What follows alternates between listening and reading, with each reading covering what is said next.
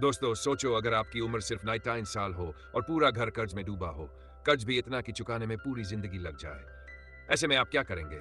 पढ़ाई छोड़ देंगे, हार मान लेंगे या फिर मौत से भी बड़ी लड़ाई लड़ेंगे? आज हम आपको सुनाने वाले हैं अटा की सच्ची कहानी। एक ऐसा लड़का जिसने स्कूल की उम्र में ही बिजनेस शुरू किया, हजार बार गिरा, लेकिन हर बार उठकर और मजबूत हुआ। आखिर कैसे उसने एक साधारण स्नैक को करोड़ों का बिजनेस बना दिया और अपने परिवार को बर्बादी से बचा लिया। यही है इस वीडियो की कहानी। दोस्तों, अगर आपको कभी टेस्टी और परफेक्ट शक्कर वाले भुने हुए चेस्टनट बनाने हो, तो सबसे पहले जरूरी है अच्छे और खराब चेस्टनट को पहचानना। पानी में जो ऊपर तैर जाए वो खराब होता है और जो नीचे डूब जाए वही असली अच्छा चेस्टनट। अटा ने यह बात नोटबुक में लिख ली। फिर दूसरे उस्ताद ने बताया कि चेस्टनट हमेशा कंकड़ पत्थरों के साथ भुने जाते हैं। तीसरे मास्टर से उसने एक और बड़ा राज सीखा, उनकी स्पेशल शुगर सॉस का। घर लौटकर अटा ने खुद की शुगर सॉस तैयार की और मशीन में डालकर पहला बैच शुरू किया। कई बार फेल होने के बाद आखिरकार वो दिन आ गया जब अटा ने ऐसा टेस्टी थॉन चाउरीज बनाया कि पूरा घर खुश हो गया। अब बारी थी बेचने की। अटा मॉल गया और एंट्रेंस के पास एक दुकान किराए पर ले ली। कॉन्ट्रैक्ट साइन हुआ और छोटे से बॉस की दुकान खुल गई। क्योंकि उसे खुद कॉलेज जाना पड़ता था, तो उसने अपने पुराने नौकर टांगंग को बिक्री संभालने को कहा। लेकिन उसकी उम्मीद के उलट पहले ही दिन बस 2 डिब्बे बिके। अटा ने सोचा शायद अंकल ने ढिलाई की होगी, मगर अंकल भी हैरान थे। बिक्री का तरीका सीखने के लिए अटा मार्केट में निकल पड़ा। कहीं डिस्काउंट, कहीं फ्री गिफ्ट, हर कोई अलग तरीका अपना रहा था। पर असली आइडिया उसे तब आया जब उसने देखा कि पब्लिक टॉयलेट के बाहर लोग डोनेशन बॉक्स में सिक्के डाल रहे थे। यानी एग्जिट पर खड़े रहो तो हर कोई कुछ ना कुछ छोड़कर ही जाता है। बस अटा ने तुरंत नया शॉप लोकेशन फाइनल किया, मॉल का एग्जिट गेट। लेकिन वहां का किराया डबल था। अंकल ने मना किया, मगर अटा ने बिना सोचे हां कर दी। इम्तिहान के दिन अटा को फोन आया। टीचर ने कहा अगर उठाया तो चीटिंग मानेंगे। लेकिन कॉल तो अंकल का था। बिक्री इतनी तेज है कि संभालना मुश्किल हो रहा है, जल्दी आओ। भागकर जब अटा पहुंचा तो देखा दुकान पर ग्राहकों की भीड़ लगी है। उसने अंकल से कहा एक दिन में 1000 कमा सकते हैं, महीने का हिसाब लगाओ तो 1.2 लाख, और अगर चेन स्टोर खोले तो करोड़ों तक जा सकते हैं। अंकल ने समझाया बेटा बिजनेस धीरे धीरे बढ़ता है। पर अटा तो मानो आग में घी डाल चुका था। कुछ ही दिन में दूसरा स्टोर भी खोल दिया, मगर खुशियां ज्यादा दिन टिक ना पाई।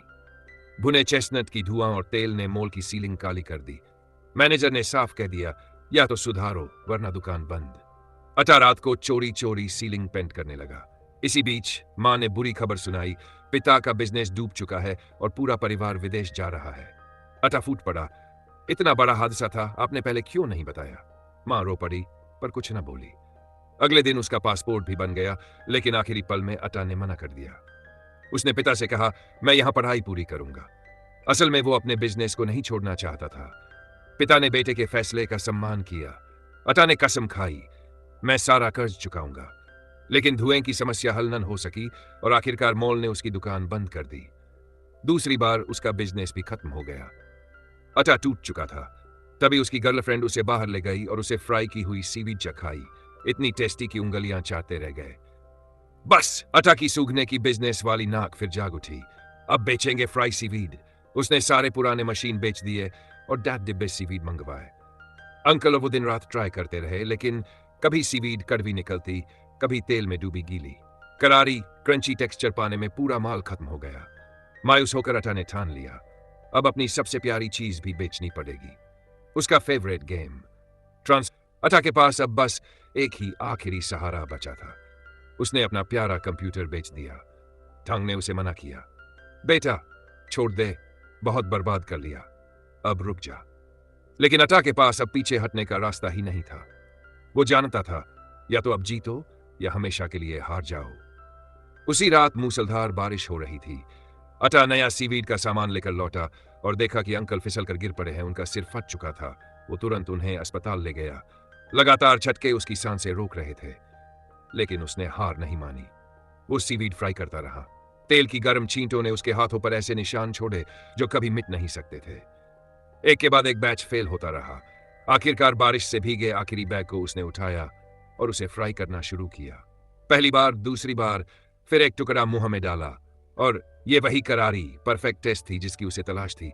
असल राज यही था, सीवीड को पहले पानी में भिगोना पड़ता है। अटा की मेहनत रंग लाई। कुछ ही दिनों बाद ठीक हुए अंकल वापस आ गए और दोनों ने मॉल में फिर से शॉप खोली। इस बार उनकी फ्राई सीवीड ने धमाका कर दिया। लोग इतने खरीद रहे थे कि दोनों के हाथ थक जाते। अटा ने हिसाब लगाया, अगर ऐसे ही चला तो साल भर में 1 मिलियन कमा लेंगे। अब वो अपने घर का कर्ज चुका सकता था। लेकिन तभी फोन पर मां की आवाज आई, घर का कर्ज 1-2 लाख नहीं, पूरे 40 मिलियन है। यानी अटा को लगातार 30 साल सीवीड बेचनी होगी। उस रात अटा की नींद उड़ गई। वो सड़कों पर टहल रहा था, तभी उसकी नजर शॉपिंग बैग्स पर पड़ी। छोटी सी गली में कई कन्वीनियंस स्टोर थे।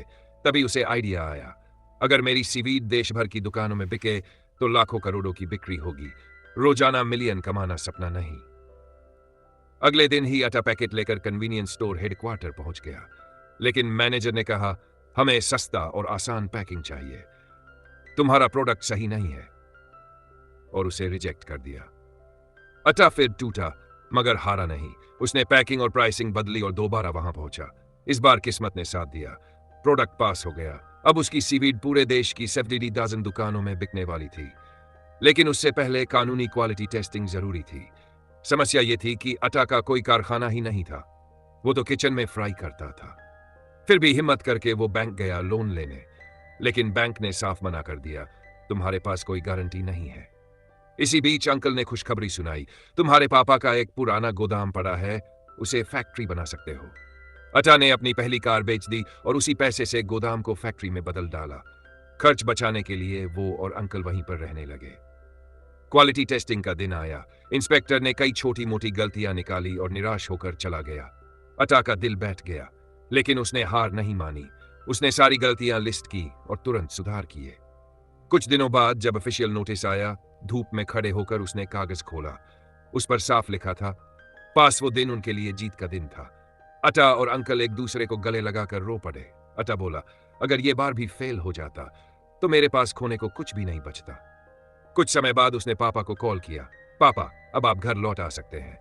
और फिर सिर्फ 2 सालों में अटा ने 40 मिलियन का सारा कर्ज चुका दिया था। और इसी के साथ खत्म होती है अटा की ये जज्बे और मेहनत से भरी कहानी, जहां हर हार ने उसे और मजबूत बनाया और आखिरकार उसने अपने परिवार का सारा कर्ज चुका दिया। अगर आपको ये कहानी पसंद आई हो तो वीडियो को लाइक करें, चैनल को सब्सक्राइब करें और कमेंट में बताएं, अगर आप अटा की जगह होते तो इतनी मुश्किलों के बाद हार मानते या लड़ते रहते।